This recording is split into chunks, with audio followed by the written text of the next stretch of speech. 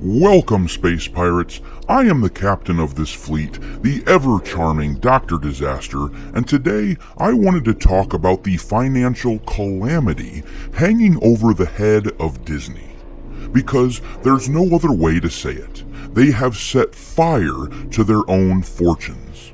It's not about money. It's about sending a message. Everything burns. In this video, we are going to take a look at a series of facts, information that is publicly available and fairly well beyond dispute, which indicates a rocky time for Disney's financial situation, and we will conclude by speculating on some of the rumors that Lucasfilm, among other properties, may be written off or sold off.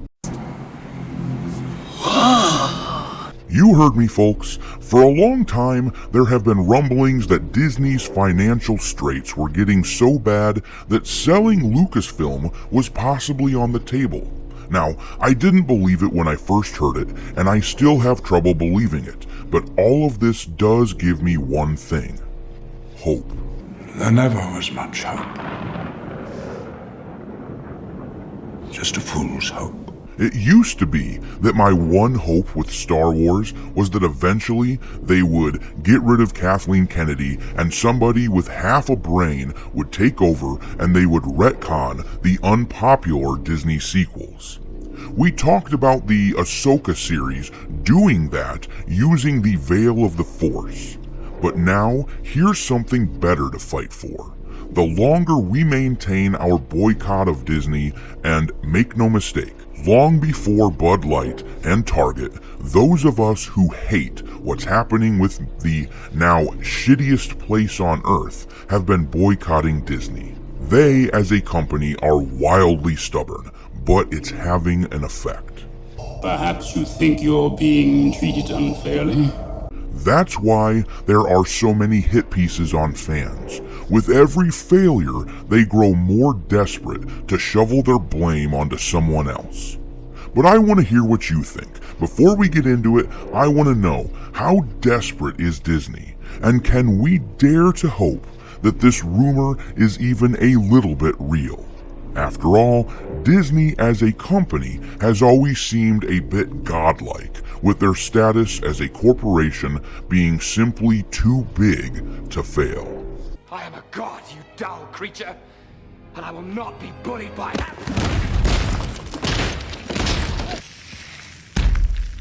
Puny god.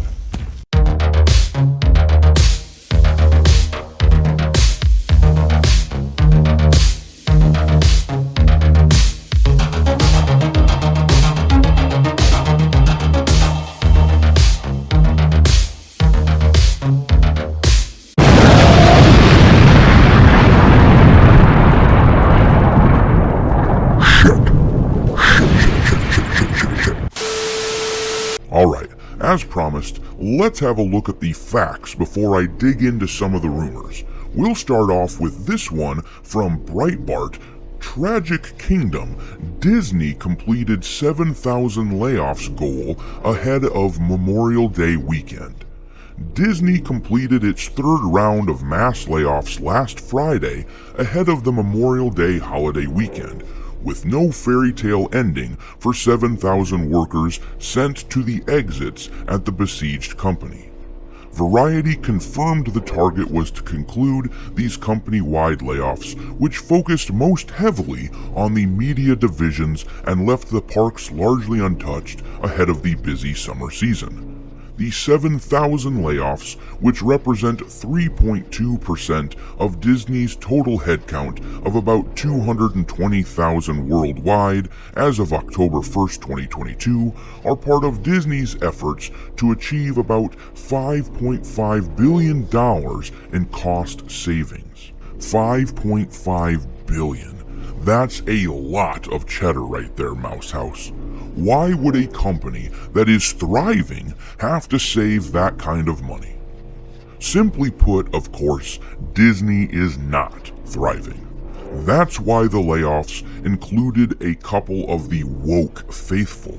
have a look at this article and try not to laugh your ass off. That's impossible! This one is from Bounding Into Comics Report. Lightyear director Angus MacLean and veteran producer Galen Sussman among Walt Disney's Pixar Animation Studios layoffs. Lightyear was Disney and Pixar's cinematic dive into progressive politics. A year later, their gamble has them going full tilt. 1 year ago, Pixar employees used Disney Lightyear as a vehicle to promote LGBTQ values in a children's film. 1 year later, they have been let go. Last year, Lightyear director Angus MacLean lashed out at critics who compared his failing movie to Universal's Minions: The Rise of Gru in an attempt to point the finger at critics for his movie's woes. Well, look at him now. He's been fired because nobody went to see his propaganda. Nobody wants to take their kids to an ideological vanity project. Speaking of ideological vanity projects, how's The Little Mermaid doing in theaters? According to this article from MSN, Disney set to lose millions as The Little Mermaid tanks. The Walt Disney Company is facing potential financial losses with the release of the live-action remake of The Little Mermaid during the Memorial Day weekend. Box office analysts have provided speculation that this company, often associated with progressive ideals, may experience significant financial setbacks due to the live-action remake of the film. The movie has been seen to be doing better at the domestic box office than overseas, raking in approximately $300 million to $350 million in the US and Canada, as opposed to $260 million abroad. The Little Mermaid will be a massive failure. It will be a massive box office flop. Let's look at the actual numbers. According to Box Office Mojo, all releases, domestic so far is at a little over $191 million, and international is a little over $141 million for a total worldwide number of $332 million, roughly. So yeah, they're not doing very well, and it is staggering how bad they are doing internationally. This is evidence that this woke bullshit is just a Western invention. This is just people who have too much time, too much money, and they're just too comfortable in their lives. They've got it too good. They're trying to invent problems. That's where this woke bullshit comes from. And the rest of the world is rejecting this nonsense. That's all there is to it.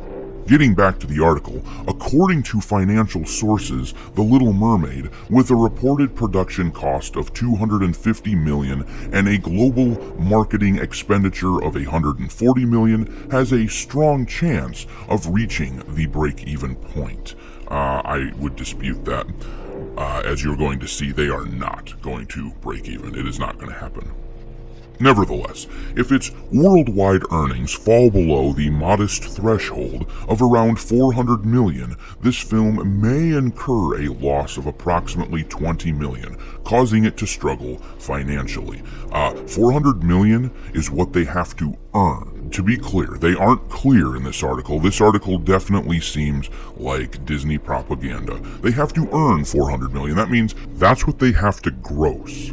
They have to net $800 million in order to break even or come close to breaking even, in order for this film to not be a failure. If Disney's earnings are $400 million from this film, they will lose $20 million, but in order to do that, they'd have to hit the roughly $800 million mark, because half of it, as I've said before, goes to the theaters. Half of it goes there. There is no way that they'll come close to breaking even. They are going to lose their ass. But of course, they've learned nothing. It's our fault, once again, the racist fans who won't go watch it. It's our fault, according to them. I have to wonder though, is it worse to have racist fans or no fans at all? Because that's what's happening. People aren't paying for their garbage anymore. That's why people have been leaving Disney Plus. As I've covered on this channel before, last quarter, Disney lost over 4 million subscribers to their service. And that was a quarter where their flagship show, The Mandalorian, had released its season 3. But that wasn't enough to bring people in. It wasn't enough to keep people there. They lost subscribers at a time where they were supposed to be drawing them in. What sort of bloodbath will it be in August at the next quarterly meeting when they have to announce the subscriber count, where they no longer have the new Mandalorian season to get people excited and to subscribe? What will it look like when people choose to go out and enjoy the nice warm weather rather than sit around and watch Disney Plus all day? This will not be good. I predict it right now. Last time, when they had to announce a loss in subscribers, the stock dipped over 10%, and it still hasn't recovered, being at $92.16 at the time of this recording. What sort of drop will it look like in August? I keep saying it, if I were an investor of Disney and these idiots were in charge, the mouth breathers and crackheads who can't stop, won't stop with their woke garbage. If they kept putting out this agenda in their studios, I'd sue them to get my money back. It's a not-so-secret gay agenda, as you might remember. They're telling you straight out, this is what they're trying to do, and they're losing their money. They aren't trying to entertain, they are trying to persuade to their ideological nonsense. They're trying to propagandize, and they're costing you lots of money if you are an investor. Sue them. But let's keep going. As you all know, the Galactic Star Cruiser just crash landed. It cost Disney, reportedly, hundreds of millions of dollars, upwards of $1 billion, I have heard it from some people, to build this piece of shit boondoggle, but it fell apart. Now, it's just a big tax write-off. Speaking of write-offs, Disney removed content of brand new shows less than a year old from their Disney Plus service. In a cost-cutting move, shows like Woke-Ass Willow and Dumbass National Treasure, where, as usual, they forego their old heroes in favor of their supposed modern audience, well, those shows crashed and burned. Nobody watched them. Nobody came to Disney Plus because of them. People left in droves, and now the service is crashing. Well, newsflash, assholes. The modern audience hates this crap, and you lost money. Not to mention, we've got the constant war between Disney and the state of Florida because the company just couldn't help themselves. They couldn't stay out of politics. They had to put their foot in their mouth. Early last year in 2022, you might remember Bob Chapek put out a memo to the company, to his employees, which indicated that it seemed they were going to stay out of politics. They were going to keep the agendas out of their stories, out of the operating philosophies of the company. They were just going to make good content, it sounded like. But unfortunately, they couldn't keep out of the politics. Shortly after, the employees revolted, and Bob Chapek, who apparently has the courage of the Lion in the Wizard of Oz if he's lucky, he completely folded. He went back on what he said, he jumped into this shitstorm, and now here they are. And all of this shitstorm is why the company likely felt the need to jettison Bob Chapek in favor of Bob Iger back in November. The money situation, all of this shitstorm, is looking to be getting dire. I mean, you don't just lay off a massive chunk of employees because one day you woke up and had the itch to ruin someone's life. You don't remove content from your streaming service and write it off on your taxes less than a year after releasing it because things are going swell. You don't close the Galactic Star Cruiser barely a year after launching it because people are happy with the company. And you certainly don't point the fingers at fans and critics when your movie goes absolutely tits up in the box office because things are going well. Something is happening here. Rumor has it that Disney is low on funds. You might have heard this. I believe that this is correct. Disney is floundering about, trying to create savings for something. What will their next move be? After Indiana Jones 5 fails, and it will, after Elementals loses them millions more, and it will, and after Disney Plus loses subscribers this quarter and their stock tanks even harder, what will Disney do? I can't say for sure, but I can hope. I'm no longer thinking of retconning the sequel trilogy, a strategy that Darth Kennedy likely would never permit. No, I'm dreaming bigger. I want to retcon Disney. That's a hope I never seriously considered before now. The boycott is working, Space Pirates. I can't say what's going to happen in the future. I can't say we'll ever get our culture back completely, but I can say this.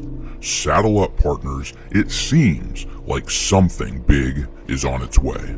Thanks for watching, me hearties. If you haven't already, your captain is inviting you to subscribe to the channel and become a part of the crew. Life as a space pirate may not be glamorous, but there's always plenty of booty.